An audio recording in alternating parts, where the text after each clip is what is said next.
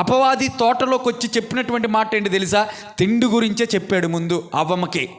ఇదిగో ఇది తిను అని తిండి నుంచి ఆవిడ్ని ప్రోత్సహించటం ప్రారంభించాడు. ఇది తిన్న దినమున నువ్వు చావనే చావవో అని తిండినే ఎరగబెట్టాడు ఫస్ట్. చాలామంది తిండిబూతులు ఉంటారు ఈ రోజున. కడుపే వాళ్ళ దేవుడని వాక్యం చెప్తూ ఉంటుంది. ఎంతసేపు వాళ్ళ కడుపు గురించే చూస్తారు.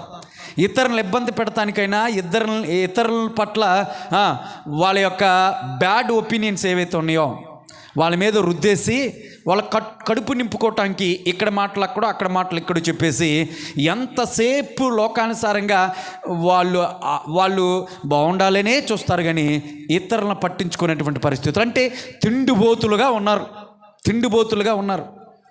తిండి తినద్దు అంటల వాక్యం. ఏమండి, తిండి తినొద్దండి, నేను బ్రతకొచ్చు, కానీ అదే